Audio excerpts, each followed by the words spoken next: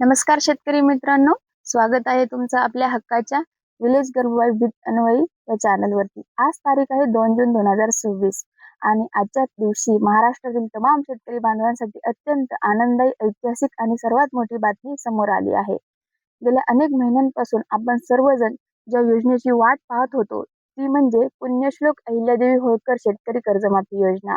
या योजनेबाबत आज 2 जून रोजी राज्य सरकारच्या सहकार आणि कृषी विभागाकडून अत्यंत महत्त्वाचे आदेश जारी करण्यात आले आहेत। केंद्रीय निवडणूक आयोगाची मंजुरी मिळाल्यानंतर आता कर्जमाफीच्या प्रक्रियेला कमालीचा वेग आला आहे। पुढील 10 दिवसात काय होणार? तुमच्या खात्यात 2 लाख रुपये कधी जमा होणार? बँकांनी जाहीर केलेल्या नवीन अटी कोणत्या? कोणत्या चुकांमुळे तुमचे नाव यादीतून कट होऊ शकते? आणि वेळेवर कर्ज भरणाऱ्यांना 50,000चे प्रोत्साहनपर अनुदान कधी मिळणार? या सर्व प्रश्नांची उत्तरे आपण या व्हिडिओमध्ये जाणून घेऊयात। तर बांधवांनो, हा व्हिडिओ तुम्ही आर्थिक गणिताशी जोडलेला आहे, त्यामुळे एकही सेकंद स्किप न करता हा व्हिडिओ तुम्ही शेवटपर्यंत नक्की बघा। आणि जर तुम्ही आपल्या चॅनलवर नवीन आला असाल तर आपल्या चॅनलला सबस्क्राईब करा।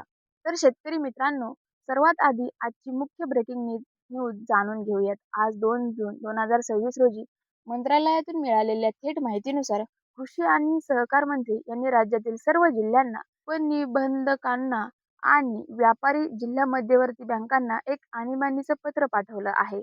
या पत्रात स्पष्ट आदेश देण्यात आले आहेत की 30 जून 2026 पूर्वी सर्व पात्र शेतकऱ्यांच्या बँक खात्यावर कर्जमाफीची रक्कम जमा झाली पाहिजे। म्हणजेच येत्या पुढील 8 ते 10 दिवसांमध्ये कर्जमाफीची अंमलबजावणी प्रत्यक्ष जमिनीवर सुरू होणार आहे।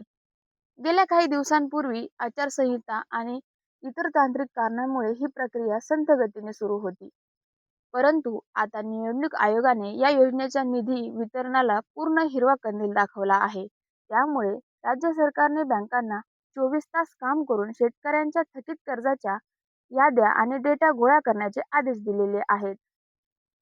तर आता जाणून घेऊयात काही महत्त्वाचे मुद्दे, की कर्जमाफी नेमकी कोणती होणार आणि सरकारने कधीपर्यंत कर्ज माफ करत आहेत याविषयी आपण जाणून घेऊयात। तर कट ऑफ तारीख, राज्य सरकारने या योजनेसाठी 30 सप्टेंबर 2025 ही अंतिम तारीख निश्चित केली आहे।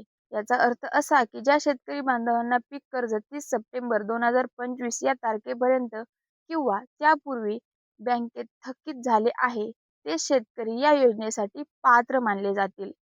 कर्जमाफीच्या मर्यादा कोणत्या आहेत? या योजनेअंतर्गत प्रत्येक पात्र शेतकऱ्याने 2 लाख रुपयांची मुद्दल आणि त्यावरील व्याज सरकार स्वतः बँकेला देणार आहे। आणि 2 लाखापेक्षा जर ज्यांचं कर्ज जास्त असेल तर त्याच्यासाठी काय नियम आहे? तर शेतकरी मित्रांनो, इथे नीट लक्ष द्या। जर तुमचे पीक कर्ज समजा 2,50,000 रुपये असेल तर सरकार थेट 2 लाख रुपये माफ करणार नाही। अशा वेळी तुम्हाला एक नियम पाळावा लागेल। 2 लाखांच्या वर असणारी अतिरिक्त रक्कम तुम्हाला आधी भरावी लागेल आणि तुम्ही ती रक्कम भरून पावती घेताच सरकार उर्वरित 2 लाख रुपये तुमच्या बँकेमध्ये जमा करेल आणि तुम्हाला नीलचा दाखला मिळेल। तर तुम्हाला कर्जमाफीचा लाभ मिळणार नाही जर तुम्ही ही रक्कम भरली नाही। आता चर्चा करूया त्या प्रामाणिक शेतकरी बांधवाबद्दल, ज्यांनी दुष्काळ किंवा इतर परिस्थिती असूनही बँकेचे कर्ज वेळेवर भरलेले आहेत। अनेक शेतकऱ्यांची तक्रार आहे की आम्ही वेळेवर कर्ज भरतो, मग आम्ही काही गुन्हा करतो का काय? की आमचा याच्यामध्ये फायदा काय? तर बांधवांनो, महायुती सरकारने या योजनेमध्ये प्रामाणिक शेतकऱ्यांना त्यांचा सन्मानही राखला आहे। ज्या शेतकऱ्यांनी 2014 ते 2025 या कालावधीत घेतलेले पीक कर्ज प्रत्येक वर्षी वेळेवर बँकेला परत केले आहे, अशा नियमित कर्जदारांना 50,000 रुपयांचे प्रोत्साहनपर अनुदान दिले जाणार आहे। हे 50,000 रुपये तुमच्या कोणत्याही जुन्या कर्जात वजा होणार नाहीत। हे थेट तुमच्या बँक खात्यात जमा केले जाणार आहेत, ज्याचा वापर तुम्ही आगामी खरीपाच्या हंगामासाठी सुद्धा करू शकतात। तुम्ही बी बियाणे, खते, शेतीसाठी लागणारी अवजारे यांच्यासाठी तुम्ही याचा वापर करू शकता।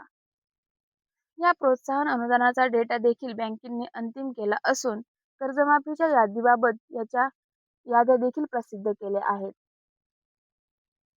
शेतकरी मित्रांनो, आता मी जे सांगणार आहे ते खूप महत्त्वाचे आहे। सरकारने यावेळी कर्ज देताना पैशांचा गैरवापर टाळण्यासाठी आणि खऱ्या गरजू शेतकऱ्यांपर्यंत लाभ पोहोचवण्यासाठी अतिशय कडक नियमावली तयार केली आहे. बँकांमध्ये सध्या ऑडिट किंवा स्कॅनिंग सुरू आहे. खालील प्रवर्गातील शेतकरी या योजनेतून पूर्णपणे अपात्र ठरणार आहेत. तर जाणून घेऊयात कोणते शेतकरी या योजनेसाठी अपात्र आहेत.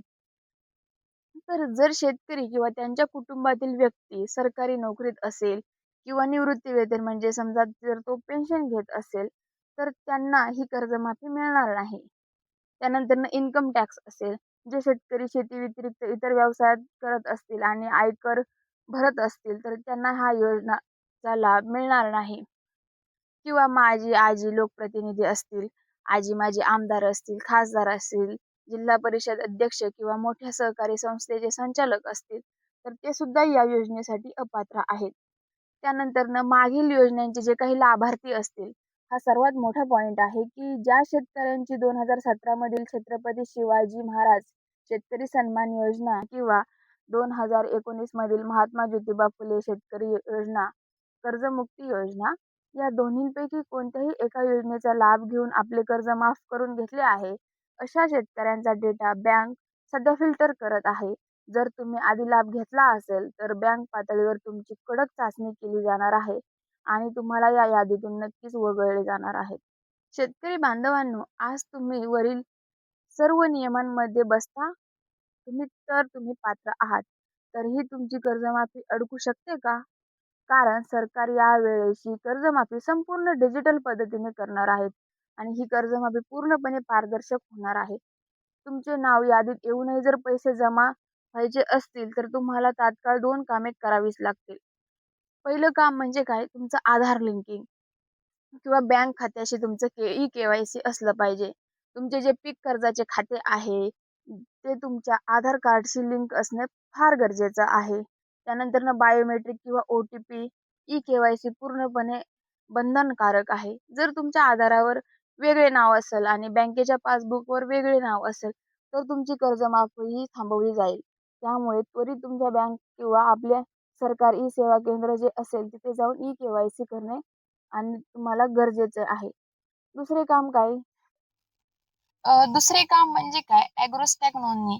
केंद्र आणि राज्य सरकारने डिजिटल शेतीसाठी ॲग्रोस्टॅक नावाची एक नवीन वेबसाईट सुरू केली आहे. ज्या शेतकऱ्यांची नोंदणी या ॲग्रोस्टॅक पोर्टलवरती झाली आहे, त्यांना शासकीय योजनेचा लाभ देण्याचे प्राधान्य दिले जात आहे.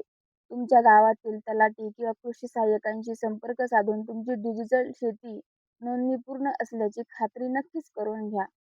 तर शेतकरी मित्रांनो, आज 2 जून 2026 ची ही होती पुण्यश्लोक अहिल्यादेवी होळकर शेतकरी कर्जमाफी योजनेची संपूर्ण आणि सविस्तर माहिती. येत्या पुढील आठवड्यात गावागावांमध्ये ग्रामपंचायत कार्यालये, सोसायटी आणि बँकांमध्ये पात्र शेतकऱ्यांना तात्पुरत्या याद्या लावण्यात येणार आहेत. जशी ही यादी ऑनलाईन किंवा ऑफलाईन उपलब्ध होईल, तशीच जिल्ह्याची आणि गावाची यादी मोबाईलद्वारे कशी पाहायची याचा व्हिडिओ आपण आपल्या YouTube चॅनलवरती सर्वात आधी पाठवू. त्यामुळे तुम्ही चॅनलला आता सबस्क्राईब करून घ्या. धन्यवाद.